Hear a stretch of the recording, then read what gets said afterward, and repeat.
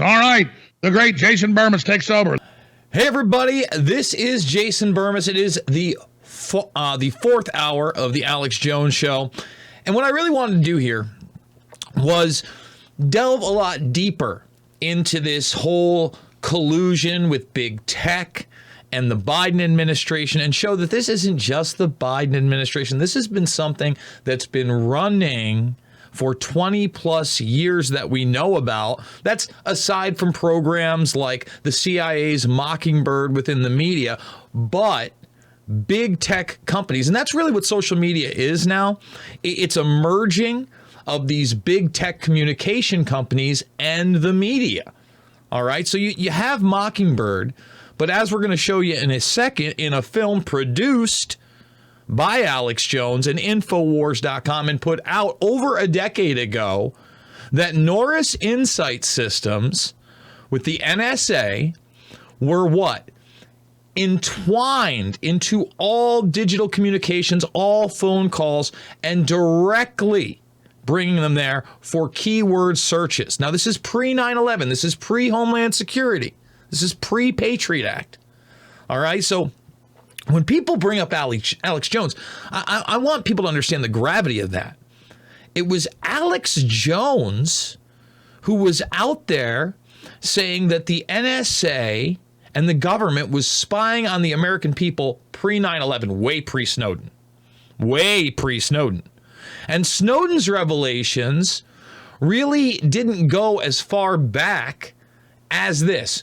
So first clip here, guys, is going to be from Invisible Empire, A New World Order Defined.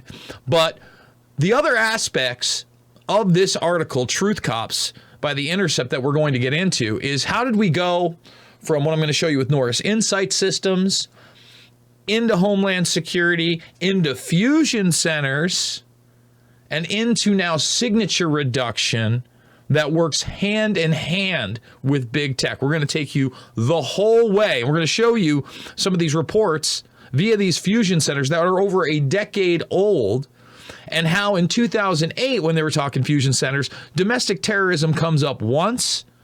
By 2021, okay, they have entire pamphlets that are half the size of this report. I think the original report is something like 72 pages.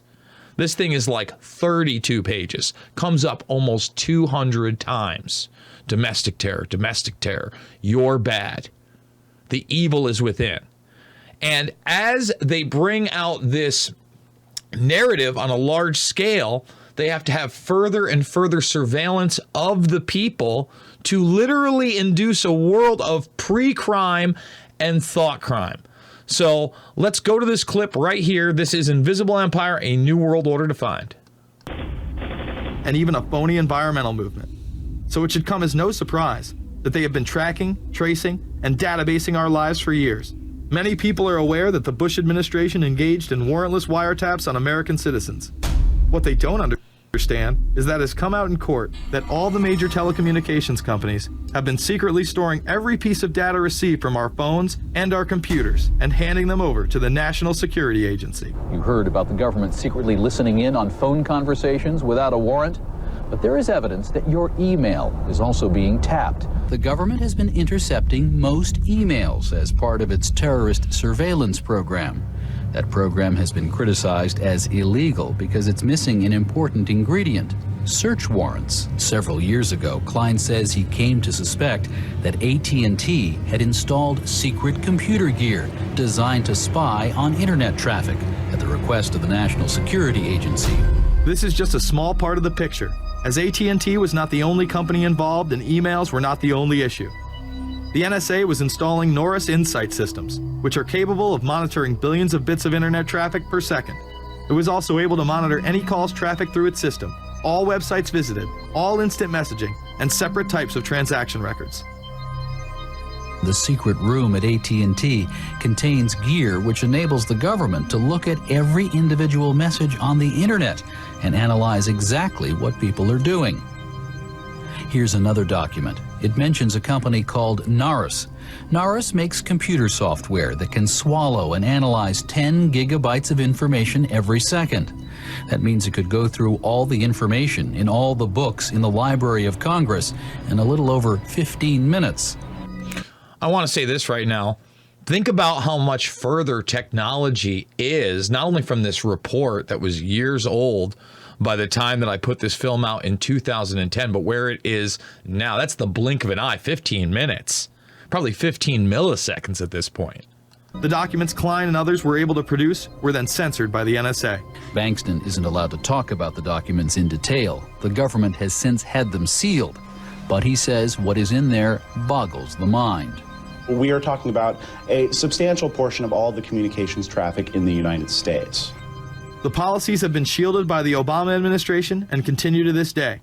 Attorney General Holder has publicly stated lawsuits be thrown out of court. And after several attempts, Klein and other cases were thrown out as well. Once again citing the national security of what used to be a constitutional republic, not a massive corrupt slave state. Now, Mark does a good job here of talking about living in the New World Order. I want to skip ahead a little bit to this subsection where we get to the MIAC report, okay? And they were talking about what? People that believed in the Constitution then, people that were Ron Paul supporters then. They were going to films like Zeitgeist and America Freedom to Fascism.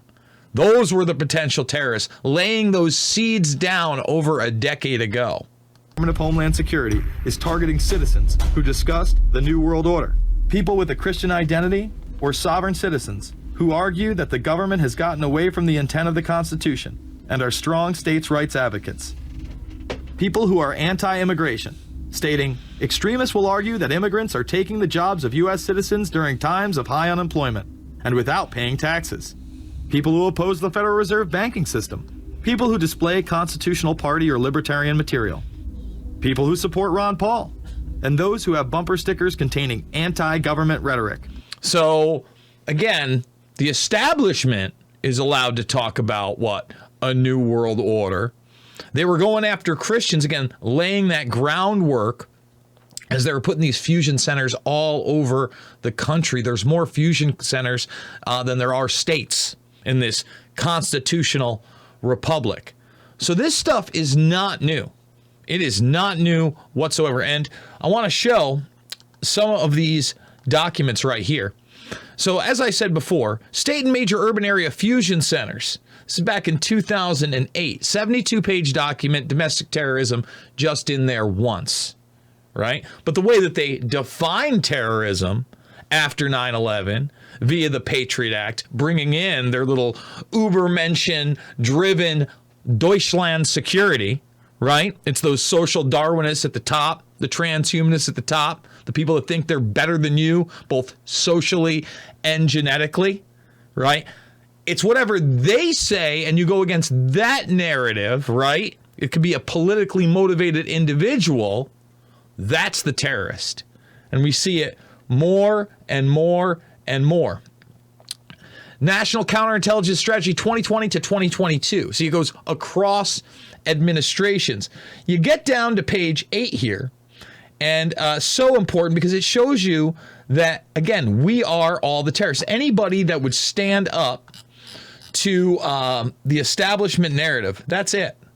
That's who the bad people are, everybody. Take a look. Let's see. We got to get it down one more. Here it is right here. So it tells you about the number of actors targeting the United States is growing. Oh, is it? There are other state adversaries such as Cuba, Iran, and North Korea. Non-state actors such as Hezbollah, ISIS, and Al-Qaeda, those ones were getting old, right? As well as transnational criminal organizations and ideologically motivated entities such as hacktivists, leaktivists, and public disclosure organizations. They pose the significant threats. That's why they went after WikiLeaks. That's why they create false narratives like Russia, Russia, Russia. Because when you put out real information, you expose the big boys out there. Well, they got a new word for that. It's malinformation.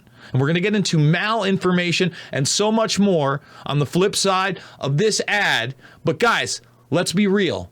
They're coming after free speech. they're trying to criminalize thought, and Infowars.com has been at the forefront for well over a decade. Support them financially right now, InfoWarsStore.com.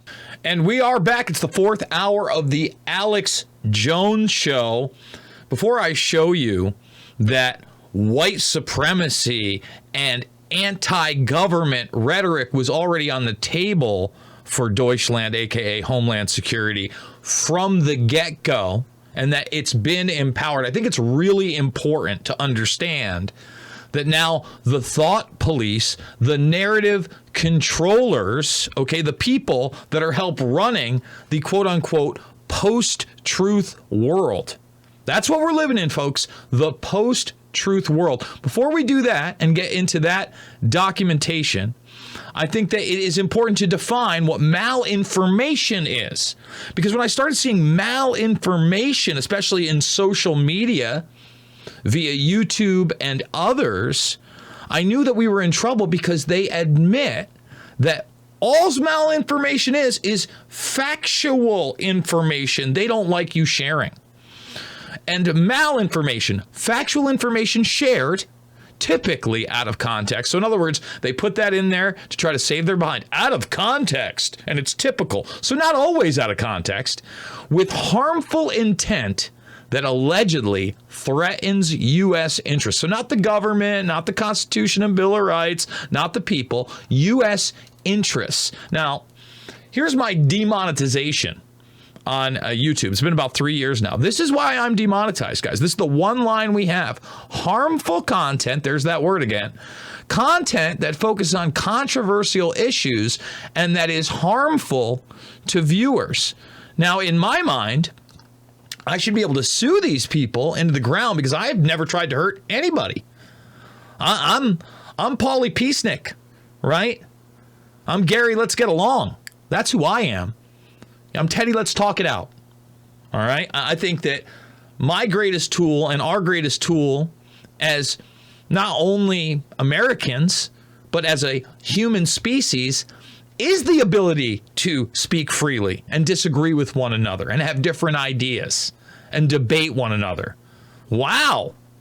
That's numero uno. That's how everything is built out of discussion and ideas. Everything, especially everything positive, right? The more light that's out there, the more you empower humanity as a whole. But now, malinformation is you sharing info that you think is good info, and it might be factual, but it goes against those U.S. interests that are ever redefining. And to show you guys again, this white supremacy narrative is nothing new. I want to read the first couple of paragraphs out here. And again, narrative control in general is nothing new. So this is out of the Missouri Fusion Center. This is the MIAC report. And again, very important that people check these documents out in full because they're just so eye-opening. The militia movement began in the 1980s and reached its peak in 1996. This is a 2009 document. Several social, economic, and political factors contributed to the surge in militia participation in the 90s. The primary motivator for the movement was the farm crisis of the 1980s, which caused the destruction of 750,000 small to medium-sized family farms. Overall, 11 million Americans lost their job during this time period. So they're trying to equate people that joined a militia as people that lost their jobs. Not true. And they're also trying to equate it to basically industrialization and overseas trade coming in and less of that farm agro lifestyle, right? That's also not true. What was actually happening is people were visually seeing that the United Nations and globalism was gaining power. And that even people like George Bush in the early 90s, who were supposed to be Christian conservatives, were promoting a new world order. All right, a new world order. But here's the first sentence. It gives it away. Academics, those academics, again, those authoritative sources, those blue check marks of yesteryear, contend that female and minority empowerment in the 1970s and 1960s caused a blow to a white male's sense of empowerment. This, combined with a sense of defeat from the Vietnam War, increased levels of immigration and unemployment, spawned a paramilitary culture. It's the bad white man They're already framing it for racists. You get it?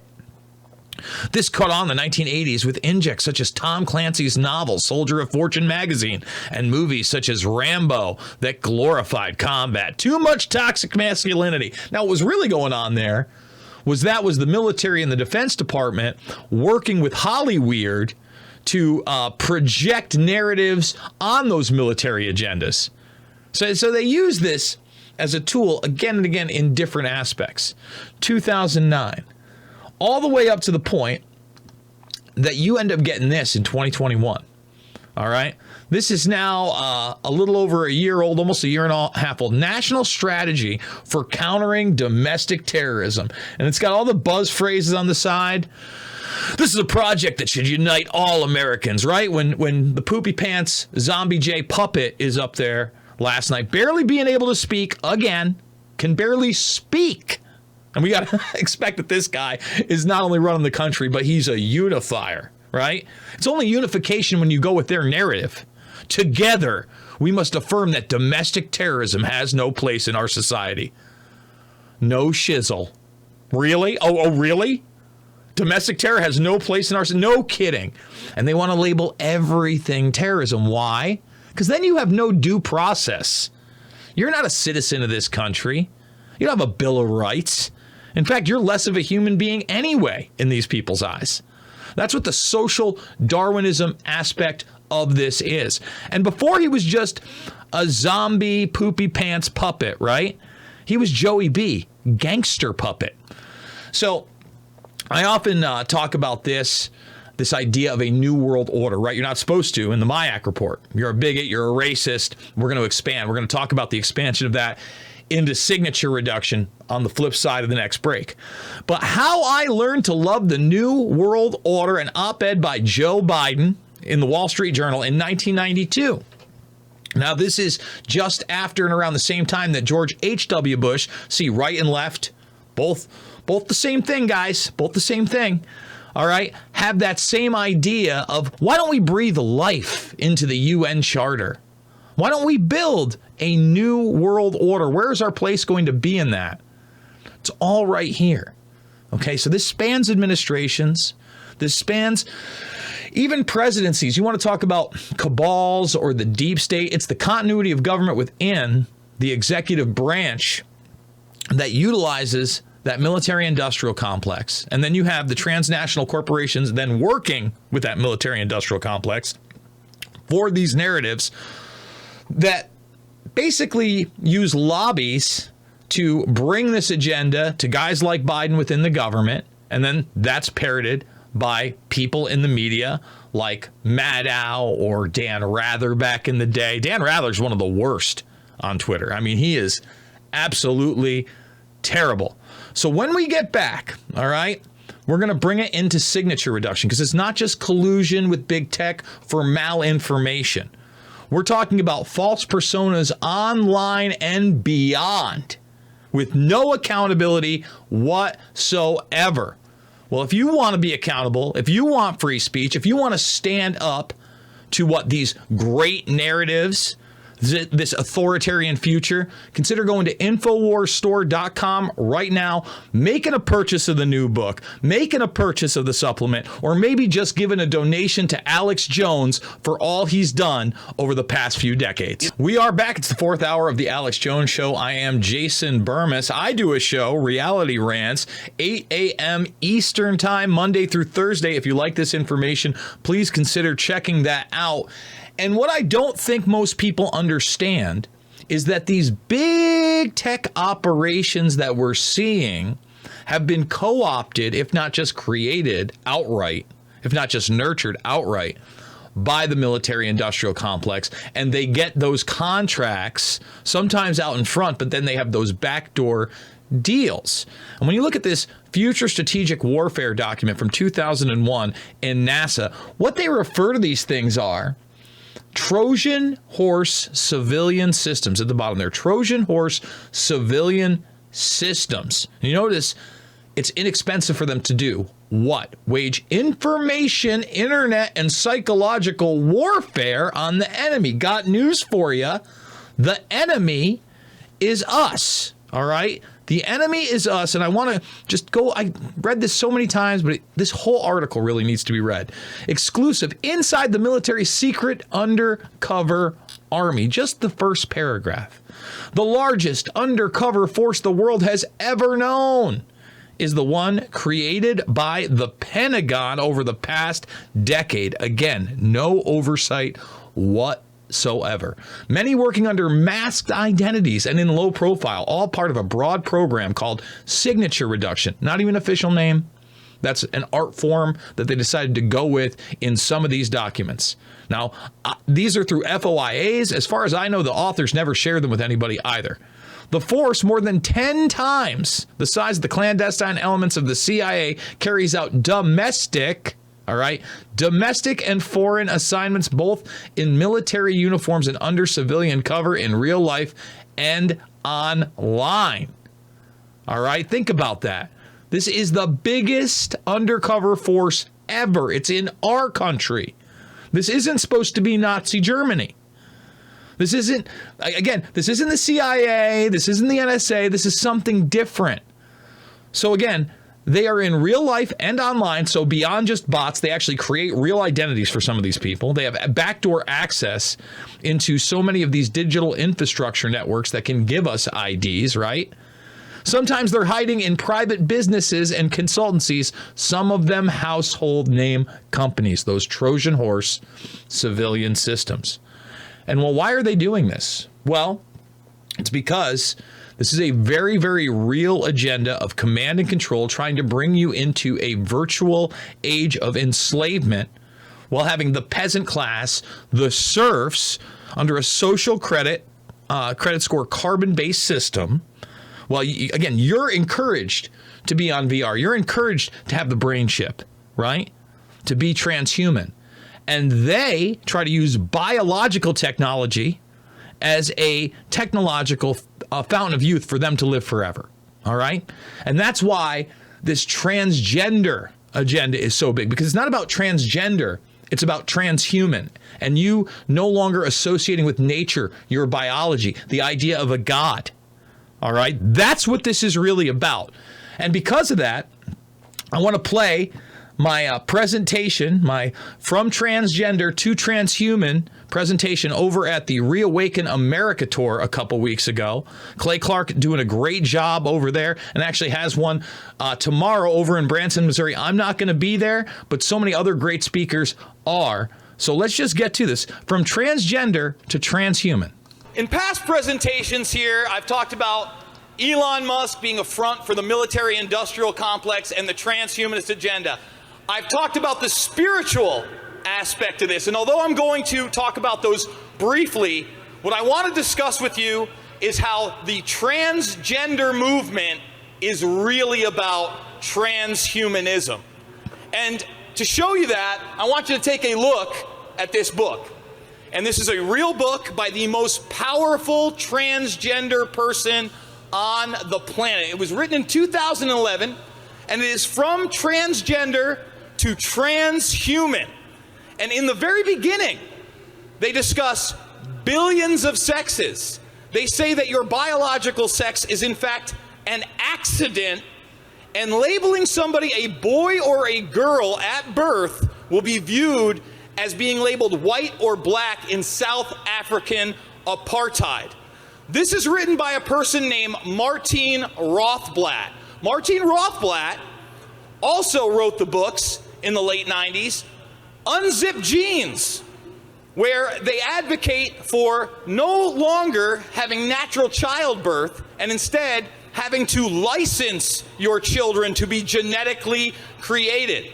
Wrote a book in 2015, Virtually Human, The Promise and Peril of Digital Immortality. And the symbol that you see in the middle is actually the symbol for this person's religion that they started, called Terrasim. It cannot be overstated. This is supposedly the most well-paid woman CEO in the world. This is the person that started Sirius XM Radio. This is the person behind United Therapeutics.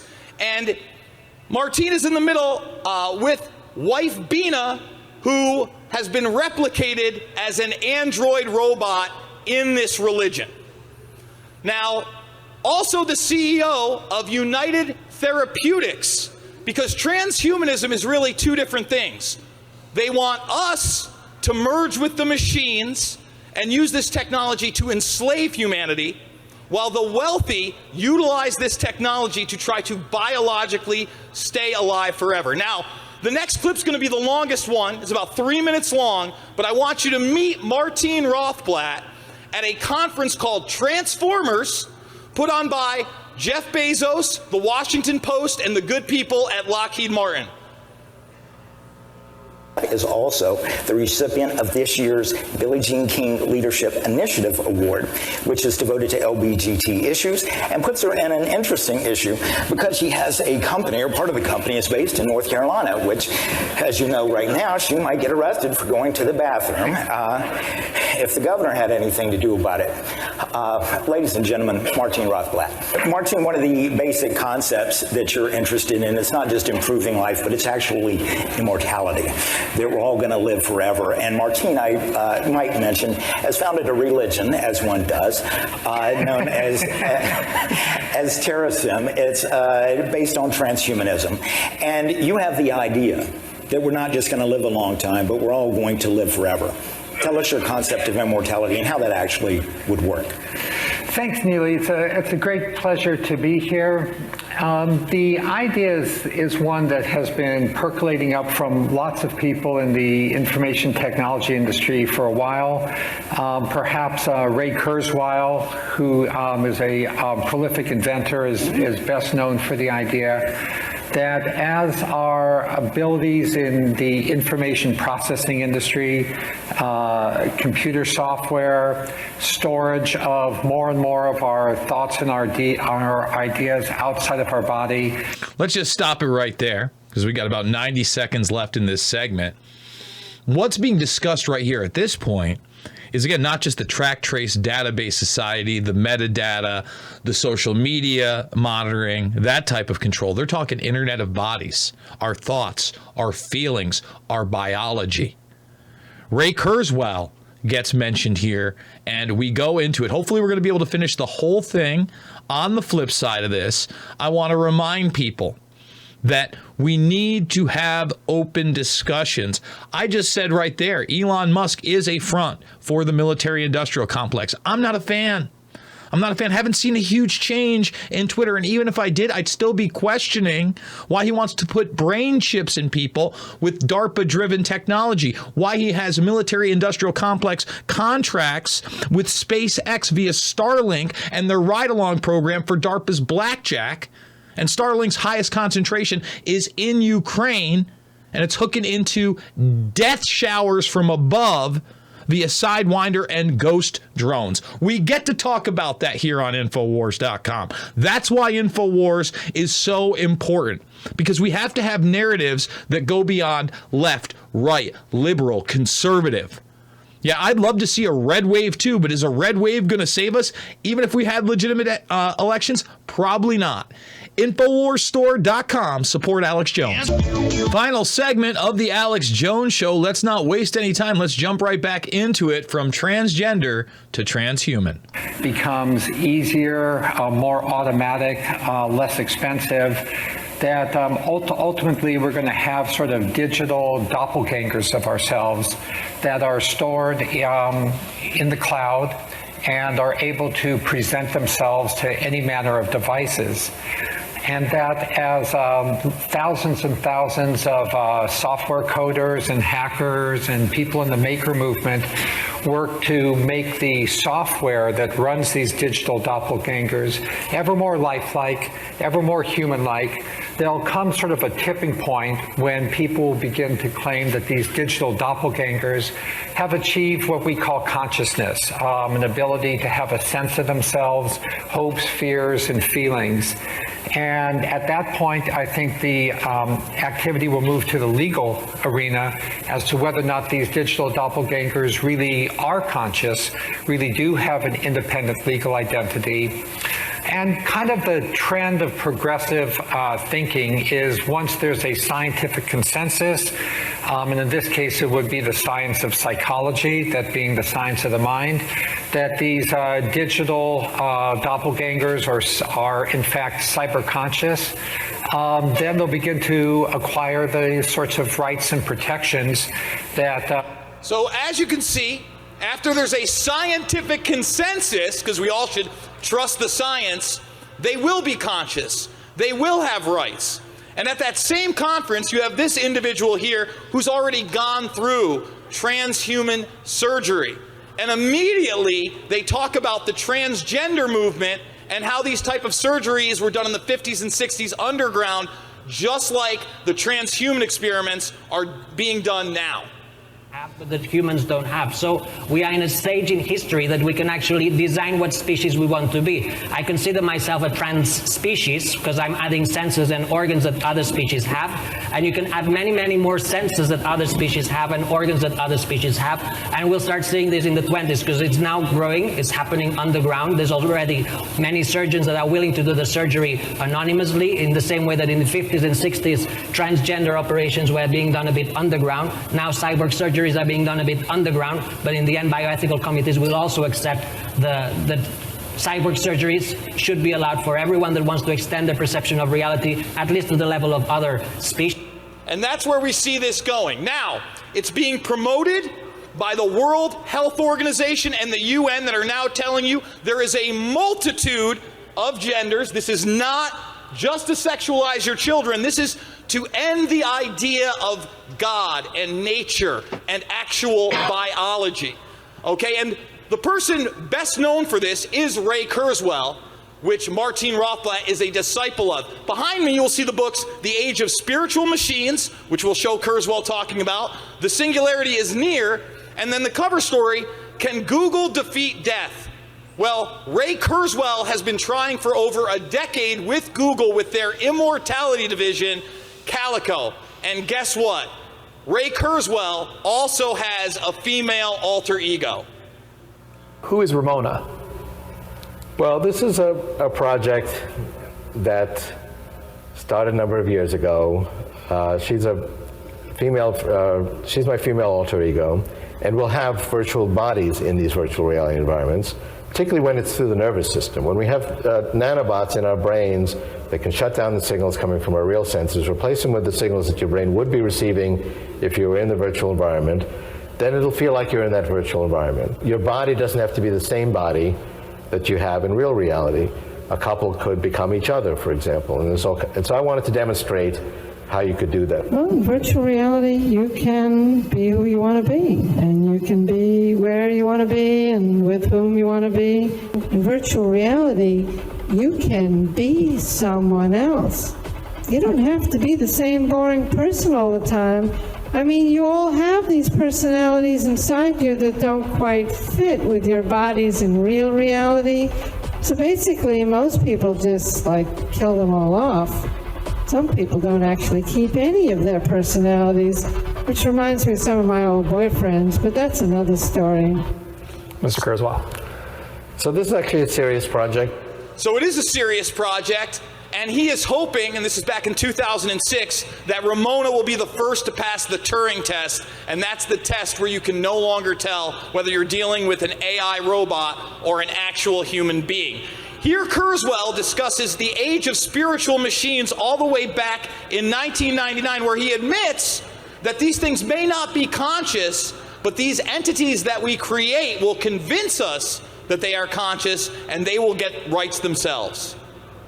So we're not going to throw our mind file away just because the hardware crashes, or as we go to the next very personal computer to embody our bodies and our brains.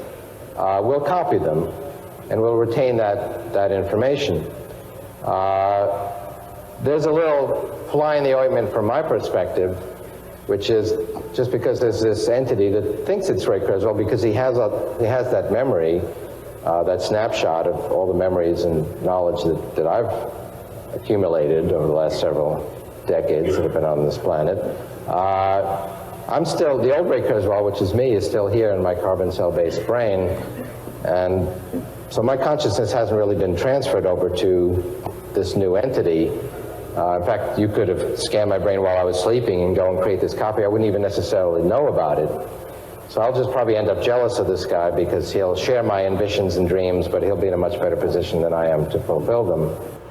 So basically he's saying, yes, they're going to copy consciousness, but it's not really going to be alive. Doesn't matter, because they want to get rid of carbon-based life, another thing Kurzweil talks about. We're going to skip over a couple of these because of time. They are the... And right here, this is the other aspect of transhumanism. So instead of merging with machines, using biology, xenotransplantation, to live forever. And this is Jared Kushner discussing this. Friend. And then finally, I think that from the last year, the one thing I've tried to put a priority on since I left the White House was getting some exercise in. I think that there's a good probability that my generation is, hopefully with the advances in science, either the first generation to live forever or the last generation that's going to die. And so we need to keep ourselves in pretty good shape. So while that occurs, they are now grooming us all to go into the metaverse, this virtual universe pumped by the World Economic Forum. And they will continue to pump this because they want societal value and governance in this virtual world to disassociate you from your biological reality.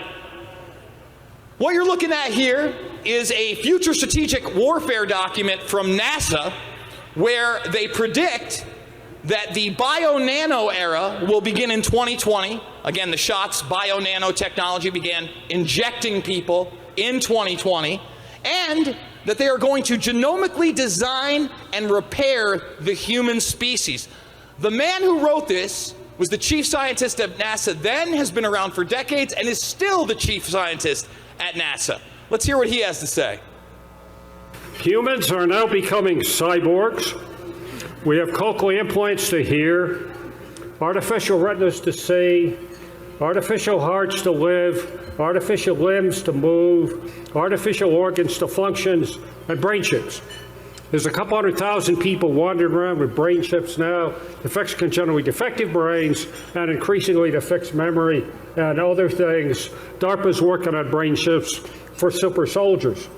And people are now working, thanks to Musk and other people, funding direct machine-brain communications.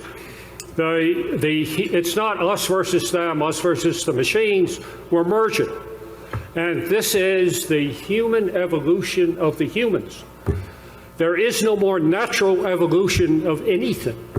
People are convinced that the human evolution of everything is 10 million times faster than any natural evolution. And so this is just part of the human evolution. And at the end of the day, what do we end up with? We end up with human contaminated machines. I don't know about you folks, but that's not where I want to see humanity headed. This all ends up with uploading into the machines, and instead of us versus them, humans versus the machines, we become them, or they become us, or you end up with human contaminated machines. Folks, I'm going to fight against us becoming human contaminated machines. I'm going to fight for humanity against this predator class that literally wants to bring in this transhumanist nightmare. And one of the guys, if not the guy that got me started, was Alex Jones. That's why Infowars.com is so important. Go to InfoWarsStore.com right now. Make the donation. Make the purchase. Get the Man in the Arena coin. Get the signed book. This is what we need to do in this very real information war. I am Jason Bermas. This is the Alex Jones Show. Thank you so much for joining me.